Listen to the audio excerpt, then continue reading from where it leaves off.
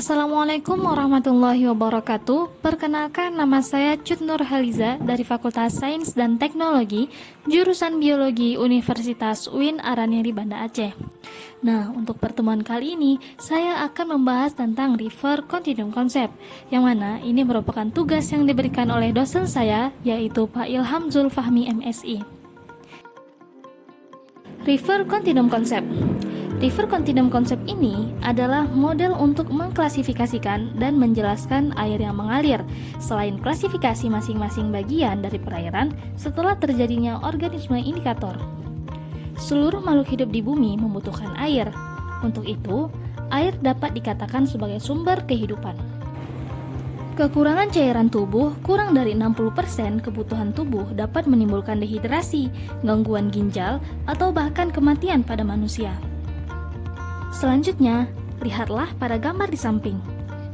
Distribusi air bumi. DP teratas dari 100% air di seluruh dunia, 97% merupakan air laut yang mengandung garam, dan hanya 3% air bumi yang merupakan air tawar.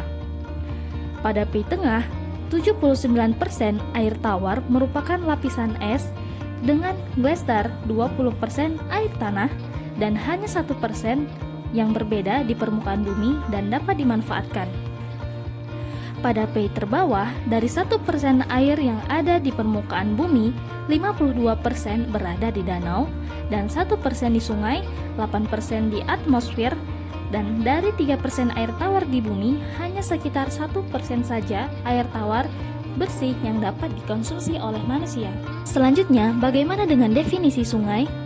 Sungai adalah aliran air permukaan yang berbentuk memanjang dan mengalir secara terus-menerus dari hulu ke hilir.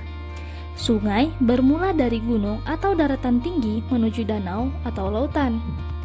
Nah, berdasarkan sumber airnya, sungai dibagi menjadi 3, yaitu sungai hujan, sungai glacier, dan sungai campuran. Sedangkan jika berdasarkan besar atau debit alirnya, sungai dibagi atas 4, yaitu sungai perennial, sungai intermittent, sungai episodik, dan sungai epimeral. Selanjutnya yaitu macam-macam karakteristik sungai dibagi atas 3 bagian, yaitu bagian hulu, bagian tengah, dan juga bagian hilir. Bagian hulu merupakan bagian awal dari aliran sungai. Daerahnya yang bergunung-gunung, banyak ditemui bongkahan batuan runcing, arusnya deras, terjadi erosi vertikal, dasar sungainya membentuk huruf V, banyak ditemukan air hujan, kualitas airnya yang masih baik, tidak pernah terjadi banjir. Untuk bagian tengah, merupakan lanjutan dari sungai hulu, dasar sungainya cenderung terbentuk huruf U, erosi yang bersifat horizontal dan vertikal, terjadi sedimentasi, aliran air tidak terlalu deras, kemiringan lerengnya landani, dan proses transportasi hasil erosi ke hulu. Dan yang terakhir, bagian hilir merupakan bagian akhir sungai yang menuju laut. Aliran yang permanen ditemukan meander, ditemukan kalimati, ditemukannya delta, aliran air sungai yang sangat lambat, badan sungai melebar, lembah sungai berbentuk huruf U, dan juga sering terjadi banjir. Nah, berikut merupakan faktor-faktor yang mempengaruhi pola aliran sungai, yaitu faktor jenis batuan. Nah, merupakan jenis bebatuan, ada yang mudah tererosi dan ada juga yang tidak mudah tererosi.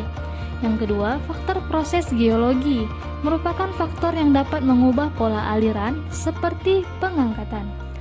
Yang ketiga, faktor struktur batuan yang merupakan faktor yang dapat mempengaruhi pola aliran adalah patahan dan lipatan. Yang keempat, faktor curah hujan merupakan faktor yang dapat menyebabkan proses pelapukan dan hal yang dapat mempengaruhi pola aliran sungai. Lalu ada konsep kontinum sungai. Nah, kekuatan fisik berubah secara bertahap di sepanjang sungai, seperti ketinggian, kemiringan, suhu dan nutrisi, kecepatan rata-rata, kedalaman rata-rata, sedimen, erosi, hingga pengendapan.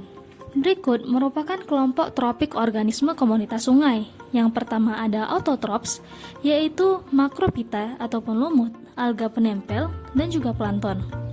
Yang kedua ada mikroorganisme, yaitu bakteri dan jamur ataupun fungi. Lalu ada grazer, yaitu pemakan alga penempel atau pecabit. ataupun pemakan partikel besar dari tumbuhan. Lalu ada kolektor atau pengumpul, yaitu adalah pemakan partikel halus. Dan yang terakhir ada predator, yaitu pemangsa hewan. Baiklah, sekian video dari saya akhiri. Assalamualaikum warahmatullahi wabarakatuh.